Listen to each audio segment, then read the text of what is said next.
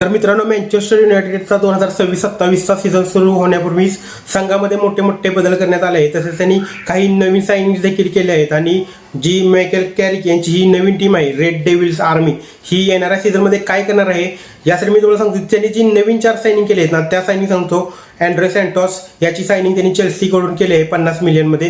त्यानंतर युरेट एलेव्हन्सची साइनिंग त्यांनी केली आहे ती लीड्स युनायटेडकडून, ती पण लाईक 40-45 मिलियनमध्ये झाले.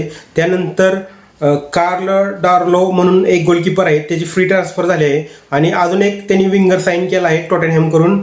आणि हे 4 साइनिंग त्यांनी केले आहे. तसेच आता तुम्ही पाहिले तर त्यांचे काही प्री सीझनच्या मॅचेस देखील झाले. त्याबरोबर त्यांनी ज्या मॅचेस खेळले त्यामध्ये त्यांनी वेक्सॅमवर आपली मॅच खेळली आहे. त्यानंतर PSG बरोबर काल मॅच रात्री खेळली, त्यांनी ती 1-1 अशी बरोबर सुटली. ॲटलेटिको मद्रिद बरोबर त्यांनी मॅच खेळली, अशी त्यांनी फ्रेंडली सामने देखील खेळले आहेत. आणि यामध्ये त्यांचा परफॉर्मन्स एकदा चांगला असा होता. आणि त्याचबरोबर युनायटेडच्या टीममधून काही डिपॉर्चर्स देखील झाले, म्हणजे काही प्लेयर युनायटेडला सोडून देखील गेले. त्या म्हणजे पहिला प्लेयर आहे तो म्हणजे रॅमस होजुलंड, याची परमनंट ट्रान्सफर झाली आहे नापोलीमध्ये 50 मिलियन युरोमध्ये. त्यानंतर जो आपला त्यांचा अजून एक प्लेयर होता कॅसिमिरो, याची मात्र फ्री ट्रान्सफर झाली आहे इंटर मायामीला.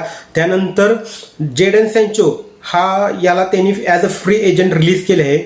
हे त्यांच्या काही जे डिपार्चर्स होते ते आहेत. परंतु मला कोणताही डाऊट नाही मँचेस्टर युनायटेडवर, कारण की गेल्या वर्षी त्यांचा परफॉर्मन्स चांगला असा होता आणि ते यावर्षी UCL देखील साठी पात्र झाले आहेत. परंतु त्यांच्या पुढे यावर्षी मोठे कॉम्पिटिशन असणार आहे, कारण की बाकीच्या संघांनी देखील आपली टीम मजबूत आणि ठासून भरले आहे. त्यामुळे यावर्षी मायकेल कॅरिक यांचा मात्र तोड असा ते उत्तर देणार आहेत बाकीच्या संघांना. आणि युनायटेड फॅन्स, तुम्ही ह्या सीझनसाठी किती उत्सुक आहात हे मला कमेंट सेक्शनमध्ये नक्की सांगा. आणि ॲज अ लिव्हरपूल फॅन, युनायटेडवाले माझे रायव्हल आहेत, परंतु ॲज बोथ टीम युनायटेड आणि लिव्हरपूल याची मॅच बघण्याचा जो एक्सपिरियन्स असतो ना, तो अलग लेवलचा असतो. ती मॅच एनफिल्डला असू द्या नंतर ओल्ड ट्रॅफर्डवर असू द्या, धमाका हा कायम असतोच प्रत्येक मॅचमध्ये. आणि रायव्हल आहे, जुन्यापासून एक हिस्ट्री आहे या मॅचची. आणि हेच मला सांगायचे होते, ह्या युनायटेडचा प्री सीझन ह्या काही साइनिंग होत्या. तर नक्कीच तुम्ही तुमचा जे युनायटेडचा फ्रेंड आहे त्याला ही आपला व्हिडिओ पाठवा आणि आपल्या पेजला आपला फुटबॉलला फॉलो करा आणि असाच सपोर्ट करत राहा. Thank you so much. Stay tune for next updates.